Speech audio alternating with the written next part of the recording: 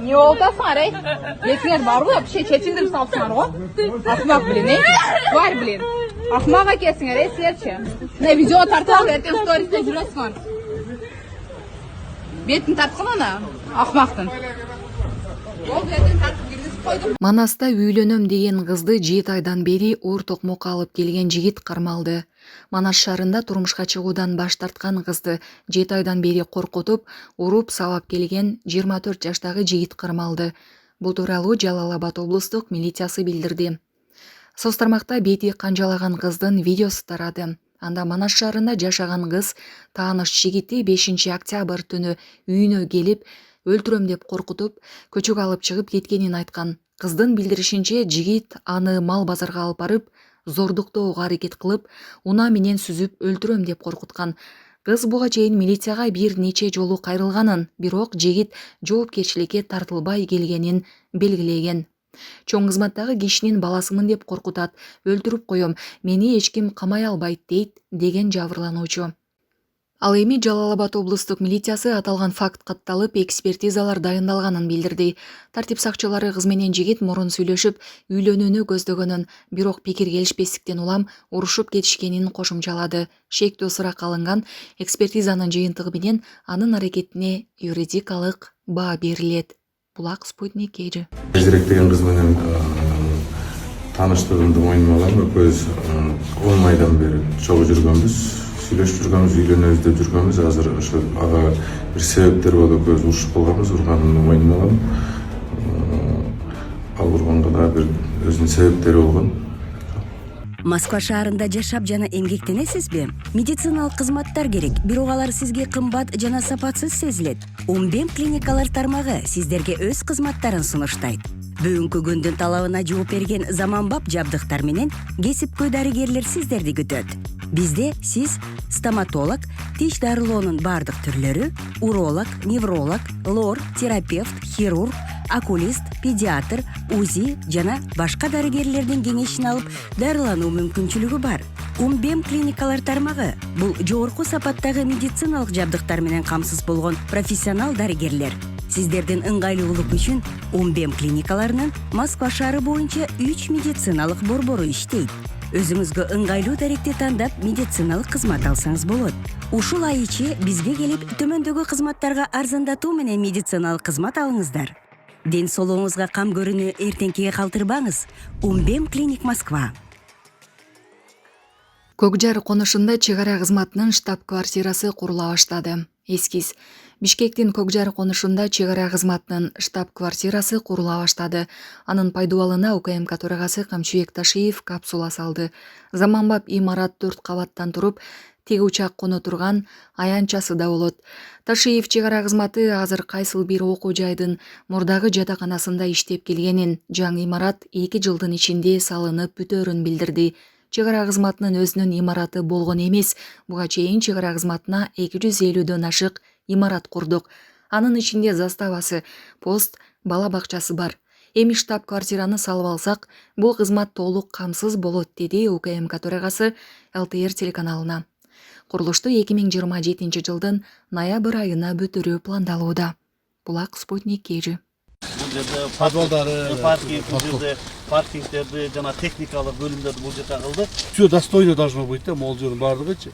Сонун достойный мамлекеттин кадыр бартын көтөрө турган, ушул жерде иштей турган адамдардын бардыгына ыңгайлуу шарттар түзүлүш керек да. Жөн эле коюп, жөн эле бүтүрүп койгон деген болбош керек. Мындан ары биздин бардык курулуштарыбыз сапаттуу болуш керек. Мамлекеттик кызыкчылыгына болуш керек. Азыркы имаратыбызды караңыздар эми. Мен уялбай ачык эле айтышыбыз керек да, туура. Эмне уялабыз? Болуп аткан иштен. Азыркы имаратыбызды карасаңыз, общежитияны алып алды, ошол жерде эптеп септеп акыркы 30 жылдан бери кетебиз. Сапатсыз тургандан көрө кылбайны койгула да. Сапаттуу болгула. Так, контроль кимде? Тусуна куну. Вот, контроль строительствону карап турат. Постоянно связь кылып, маган еженедельный отчет. Канча жумуш аткарылды, канча бетон куюлду, жумуш канча алдыга жылды, бүт кырдым деп турасыз. Чек ара кызматында мына акыркы 4 жылдан бери 250дөн ашык имарат курдук. Бул чек ара заставалары, бала бакчалары, постору жана башкалары биригип отуруп ушундай чоң жумуштар аткарылды.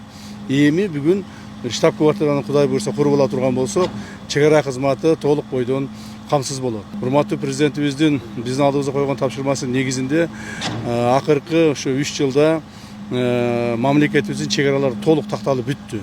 Өзбекстан Республикасы менен, Тажикстан Республикасы менен 100% такталып бүтүп, азыркы күндө ошолорду демаркациялоо иштери жүрүп жатат. Мындан ары биздин милдетибиз, чек арачыларыбыздын милдети ошол биздин такталган чек араларды, өзүбүздүн чек араларыбызды сактап, коргоп, ошолорду кайтарып туруш керек болот. Эч кандай чек ара бузууларга жол бербешибиз керек.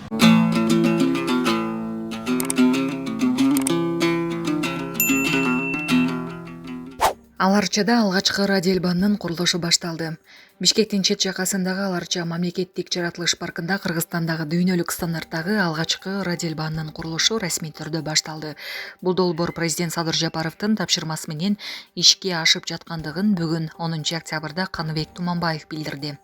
200 метр узундуктагы трассада 36 чана орнотулуп, саатына 500 адамды кабыл алууга мүмкүнчүлүк түзүлөт.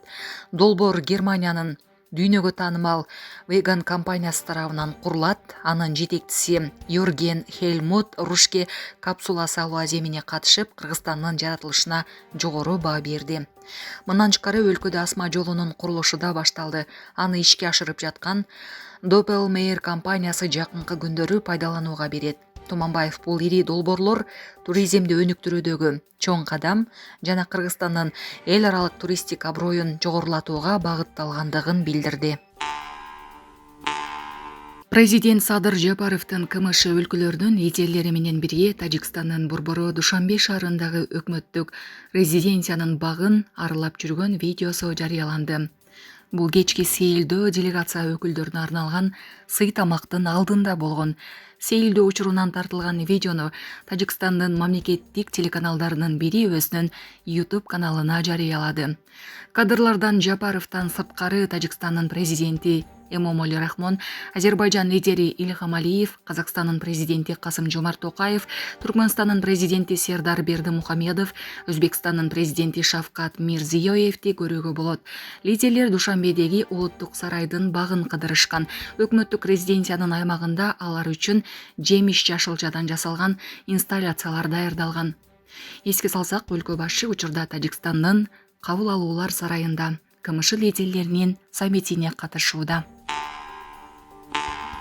УКМК Дубайда кишини коркутуп, акча талап кылууга шектөөнү кармады. Улуттук коопсуздук мамлекеттик комитети Ош облусунун 41 жаштагы тургуну опузалап, акча талап кылууга шектелип кармалганын билдирди. Маалыматка ылайык, ал Дубайда жүргөндө маркум Камчыкөлбаевдин атын пайдаланып, кишини коркутуп, жабырлануучудан 2 миллион рубль талап кылган. Акча уурулардын жалпы фонду кирешесине түшө турганын айткан. Шектүү аны эгер төлөмдөн баш тартсаң, ата-энеңди жана балдарыңды өлтүрөм деп коркуткан.